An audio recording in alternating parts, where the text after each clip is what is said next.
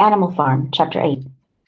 A few days later, when the terror caused by the executions had died down, some of the animals remembered, or thought they remembered, that the sixth commandment decreed, "No animal shall kill any other animal."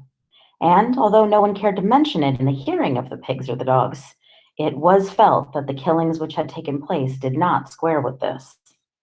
Clover asked Benjamin to read her the sixth commandment, and when Benjamin, as usual, said that he refused to meddle in such matters, she fetched Muriel. Muriel read the commandment for her. It ran, "No animal shall kill any other animal without cause."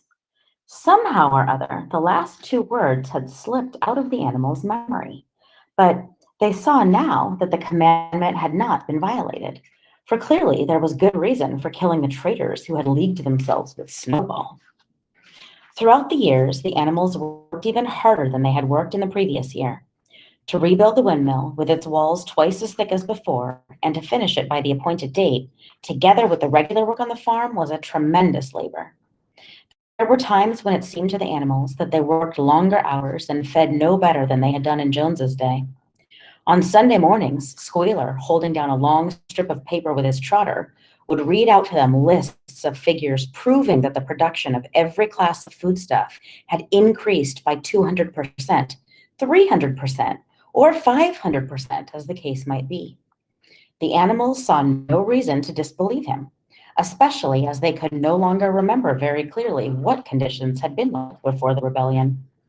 All the same, there were days when they felt that they would sooner have led less figures and more food. All orders were now issued through Squealer or one of the other pigs. Napoleon himself was not seen in public as often as once in a fortnight.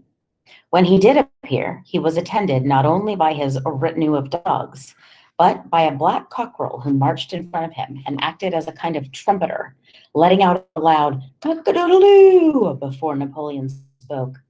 Even in the farmhouse, it was said, Napoleon inhabited separate apartments from the others. He took his meals alone, with two dogs to wait upon him, and always ate from the Crown Derby dinner service, which had been in the glass cupboard in the drawing room. It was also announced that the gun would be fired every year on Napoleon's birthday, as well as on the other two anniversaries. Napoleon was now never spoken of simply as Napoleon. He was always referred to in formal style as our leader, Comrade Napoleon. And the pigs liked to invent for him such titles as Father of all animals, Terror of mankind, Protector of the sheepfold, Duckling's friend, and the like. In his speeches, Squealer would talk with the tears rolling down his cheeks of Napoleon's wisdom, of the goodness of his heart, and the deep love he bore to all animals everywhere, even and especially the unhappy animals who still lived in ignorance and slavery on the other farms. It had become usual to give Napoleon the credit for every successful achievement and every stroke of good fortune. You would often hear one hen remark to another, "Under the guidance of our leader, Comrade Napoleon, I have laid 5 eggs in 6 days." Or two cows enjoying a drink at the pool would exclaim, "Thanks to the leadership of Comrade Napoleon, how excellent this water tastes." The general feeling on the farm was well expressed in a poem entitled Comrade Napoleon, which was composed by Minimus and which ran as follows. "Friend of fatherless, fountain of happiness, Lord of the swill bucket, oh, how my soul is on fire when I gaze at thy calm and commanding eye. Like the sun in the sky, Comrade Napoleon, thou art the giver of all thy creatures' love. Full belly twice a day, clean straw to roll upon. Every beast, great or small, sleep at peace in his stall. Thou watchest over all, Comrade Napoleon. Had I a sucking pig, ere he had grown as big, even as a pint bottle or as a rolling pin, he should have learned to be faithful and true to thee. Yes, his first squeak should be, Comrade Napoleon." Napoleon approved of this poem and caused it to be inscribed on the wall of the big barn as the opposite end from the 7 commandments. It was surmounted by a portrait of Napoleon in profile, executed by Squealer in white paint. Meanwhile, through the agency of Whymper, Napoleon was engaged in complicated negotiations with Frederick and Pilkington. The pile of timber was still unsold. Of the two, Frederick was the more anxious to get a hold of it, but he would not offer a reasonable price. At the same time, there were renewed rumors that Frederick and his men were plotting to attack Animal Farm and to destroy their windmill, the building of which had aroused furious jealousy in him. Snowball was known to be still skulking on Pinchfield Farm. In the middle of the summer, the animals were alarmed to hear that 3 hens had come forward and confessed that, inspired by Snowball, they had entered into a plot to murder Napoleon. They were executed immediately, and fresh precautions for Napoleon's safety were taken. 4 dogs guarded his bed at night, 1 at each corner, and a young pig named Pink Eye was given the task of tasting all his food before he ate it, lest it should be poisoned. At about the same time, it was given out that Napoleon had arranged to sell the pile of timber to Mr. Pilkington. He was also going to enter into a regular agreement for the exchange of certain products between Animal Farm and Foxwood. The relations between Napoleon and Pilkington, though they were only conducted through Whymper, were now almost friendly. The animals distrusted Pilkington as a human being, but greatly preferred him to Frederick, whom they both feared and hated. As the summer wore on and the windmill nearly completed, the rumors of an impending treacherous attack grew stronger and stronger. Frederick, it was said, intended to bring against them 20 men, all armed with guns, and he had already bribed the magistrates and the police, so that if he could once get a hold of the title deeds of Animal Farm, they would ask no questions. Moreover, terrible stories were leaking out from Pinchfield about the cruelties that Frederick practiced upon his animals. He had flogged an old horse to death. He starved his cows. He had killed a dog by throwing it into the furnace.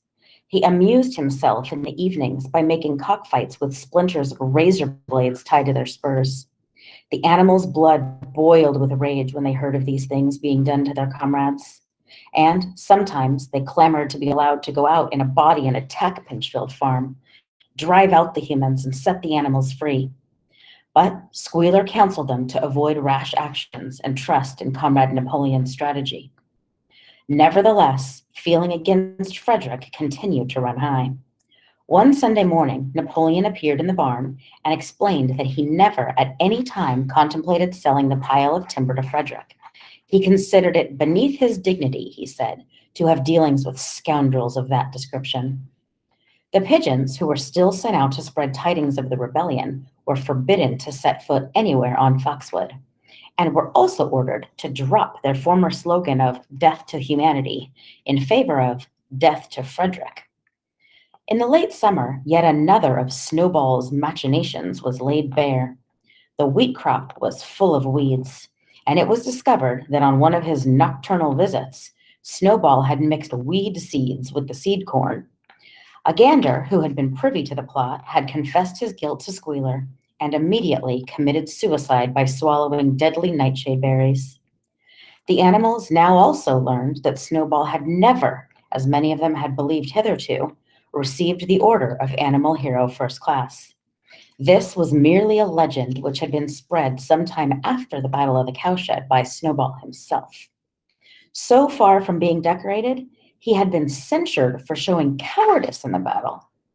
Once again, some of the animals heard this with certain bewilderment, but Squealer was soon able to convince them and their memories had been at fault.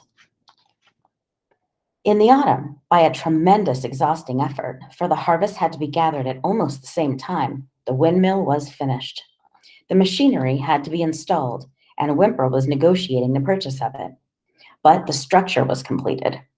In the teeth of every difficulty, in spite of inexperience, of primitive implements, of bad luck, and of Snowball's treachery, the work had been finished punctually to the very day. Tired out but proud, the animals walked round and round their masterpiece, which appeared even more beautiful in their eyes than when it had been built the first time. Moreover, the walls were twice as thick as before. Nothing short of explosives would lay them low this time. And when they thought of how they had labored, what discouragements they had overcome, and the enormous difference that would be made in their lives when the sails were turning and the dynamos running. When they thought of all this, their tiredness forsook them, and they gamboled round and round the windmill, uttering cries of triumph. Napoleon himself, attended by his dogs and his cockerel, came down to inspect the completed work. He personally congratulated the animals on their achievement and announced that the mill would be named Napoleon Mill. 2 days later, the animals were called together for a special meeting in the barn. They were struck dumb with surprise when Napoleon announced that he had sold the pile of timber to Frederick. Tomorrow, Frederick's wagon would arrive and begin carting it away. Throughout the whole period of his seeming friendship with Pilkington, Napoleon had really been in secret agreement with Frederick. All relations with Foxwood had been broken off. Insulting messages had been sent to Pilkington. The pigeons had been told to avoid Pinchfield Farm and to alter their slogan from Death to Frederick to Death to Pilkington. At the same time, Napoleon assured the animals that the stories of an impending attack on Animal Farm were completely untrue, and that the tales about Frederick's cruelty to his own animals had been greatly exaggerated. All these rumors had probably originated with Snowball and his agents. It now appeared that Snowball was not, after all, hiding on Pinchfield Farm, and in fact had never been there in his life. He was living in considerable luxury, so it was said, at Foxwood, and had, in reality, been a pensioner of Pilkington for years past. The pigs were in ecstasies over Napoleon's cunning. By seeming to be friendly with Pilkington, he had forced Frederick to raise his price by 12 pounds.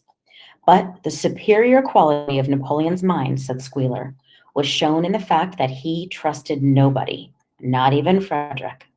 Frederick had wanted to pay for the timber with something called a check, which it seemed was a piece of paper with a promise to pay written upon it. But Napoleon was too clever for him.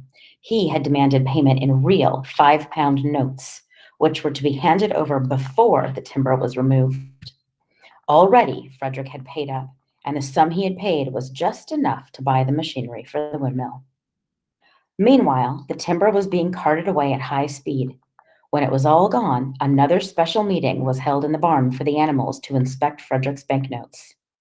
Smiling beautifully and wearing both his decorations, Napoleon reposed on a bed of straw on the platform, with the money at his side neatly piled on a china dish from the farmhouse kitchen.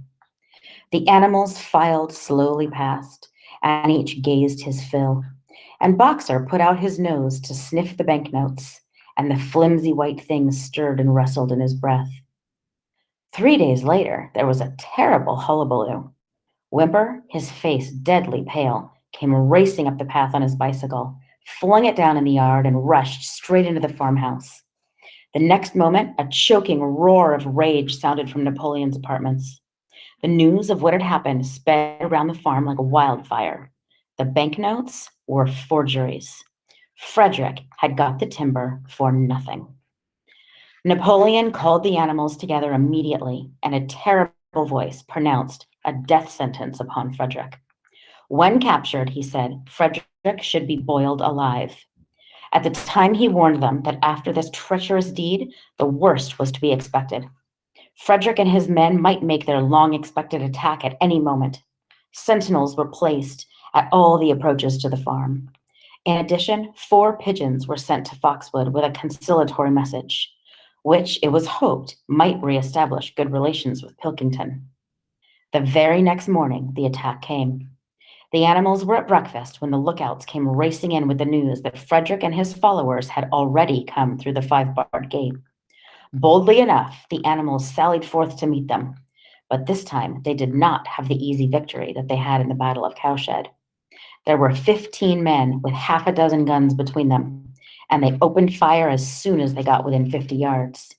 The animals could not face the terrible explosions and the stinging pellets, and in spite of the efforts of Napoleon and Boxer to rally them, they were soon driven back. A number of them were already wounded. They took refuge in the farm buildings and peeped cautiously out from the chinks and knotholes. The whole of the big pasture, including the windmill, was in the hands of the enemy. For the moment, even Napoleon seemed at a loss. He paced up and down without a word, his tail rigid and twitching. Wistful glances were sent in the direction of Foxwood. If Pilkington and his men would help them, the day might yet be won. But at this moment, the 4 pigeons who had been sent out the day before returned, one of them bearing a scrap of paper from Pilkington. On it was penciled the words, "Serves you right." Meanwhile, Frederick and his men halted about the windmill. The animals watched them, and a murmur of dismay went around. 2 of the men had produced a crowbar and a sledgehammer. They were going to knock the windmill down. "Impossible!" cried Napoleon. "We have built the walls too thick for that. They could not knock it down in a week. Courage, comrades!" But Benjamin was watching the movements of the men intently. The 2 with the hammer and the crowbar were drilling a hole near the base of the windmill. Slowly, and with an air almost of amusement, Benjamin nodded his long muzzle. "I thought so," he said. "Do you not see what they are doing? In another moment, they're going to pack blasting powder into that hole." Terrified, the animals waited. It was impossible now to venture out of the shelter of the buildings. After a few minutes, the men were seen to be running in all directions. Then there was a deafening roar. The pigeons swirled into the air, and all the animals, except Napoleon, flung themselves flat on their bellies and hid their faces. When they got up again, a huge cloud of black smoke was hanging where the windmill had been.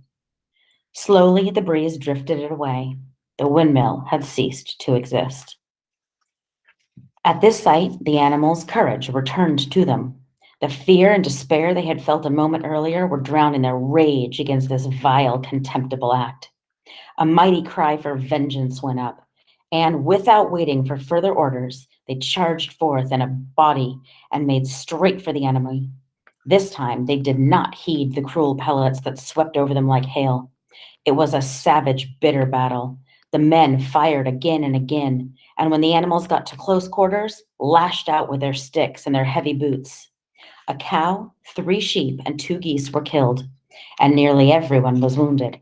Even Napoleon, who was directing operations from the rear, had the tip of his tail chipped by a pellet. But the men did not go unscathed either. 3 of them had their heads broken by blows from Boxer's hoofs. Another was gored in the belly by a cow's horn. Another had his trousers nearly torn off by Jessie and Bluebell. And when the 9 dogs of Napoleon's own bodyguard, whom he had instructed to make a detour under cover of the hedge, suddenly appeared on the men's flank, baying ferociously, panic overtook them. They saw that they were in danger of being surrounded. Frederick shouted to his men to get out while the getting was good, and the next moment the cowardly enemy was running for dear life. The animals chased them right down to the bottom of the field and got in some last kicks at them as they were forced their way through the thorn hedge. They had won, but they were weary and bleeding. Slowly, they began to limp back towards the farm. The sight of their dead comrades stretched upon the grass moved some of them to tears. And for a little while, they halted in sorrowful silence at the place where the windmill had once stood. Yes, it was gone. Almost the last trace of their labor was gone. Even the foundations were partially destroyed. And in rebuilding it, they could not this time, as before, make use of the fallen stones. This time, the stones had vanished too. The force of the explosion had flung them to distances of hundreds of yards. It was as though the windmill had never been. As they approached the farm, Squealer, who had unaccountably been absent during the fighting, came skipping towards them, whisking his tail and beaming with satisfaction. And the animals heard, from the direction of the farm buildings, the solemn booming of a gun. "What is that gun firing for?" said Boxer. "To celebrate our victory," cried Squealer. "What victory?" said Boxer. His knees were bleeding, he had lost a shoe and split his hoof, and a dozen pellets lodged themselves in his hind leg. "What victory, comrade? Have we not driven the enemy off our soil, the sacred soil of Animal Farm? But they have destroyed the windmill, and we had worked on it for 2 years. What matter? We will build another windmill. We'll build 6 windmills if we feel like it. You do not appreciate, comrade, the mighty thing we have done. The enemy was in occupation of this very ground that we stand upon. And now, thanks to the leadership of Comrade Napoleon, we have won every inch of it back again. Then we have won back what we had before, said Boxer. That is our victory, said Squealer. They limped into the yard. The pellets under the skin of Boxer's legs smarted painfully. He saw ahead of him the heavy labor of rebuilding the windmill from the foundations, and already in imagination he braced himself for the task. But for the first time, it occurred to him that he was 11 years old and that perhaps his great muscles were not quite what they had once been. But when the animals saw the green flag flying and heard the gun firing again, 7 times it was fired in all, and heard the speech that Napoleon made, congratulating them on their conduct, it did seem to them, after all, that they had won a great victory. The animals slain in the battle were given a solemn funeral. Boxer and Clover pulled the wagon which served as a hearse, and Napoleon himself walked at the head of the procession. 2 whole days were given over to celebrations. There were songs, speeches, and more firing of the gun, and a special gift of an apple was bestowed on every animal, with 2 ounces of corn for each bird and 3 biscuits for each dog. It was announced that the battle would be called the Battle of the Windmill, and that Napoleon had created a new decoration, the Order of the Green Banner, which he had conferred upon himself.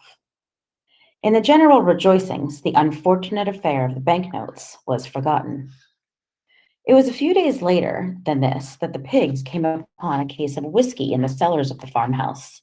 It had been overlooked at the time when the house was first occupied. That night, there came from the farmhouse the sound of loud singing, in which, to everyone's surprise, the strains of Beasts of England were mixed up. About 9:30, Napoleon, wearing an old bowler hat of Mr. Jones's, was distinctly seen to emerge from the back door, gallop rapidly around the yard, and disappear indoors again. But in the morning, a deep silence hung over the farmhouse. Not a pig appeared to be stirring. It was nearly 9 o'clock when Squealer made his appearance, walking slowly and dejectedly, his eyes dull and his tail hanging limply behind him, and with every appearance being of seriously ill. He called the animals together and told them that he had a terrible piece of news to impart. Comrade Napoleon was dying. A cry of lamentation went up. Straw was laid down outside the doors of the farmhouse, and the animals walked on tiptoe. With tears in their eyes, they asked one another what they should do if their leader were taken away from them.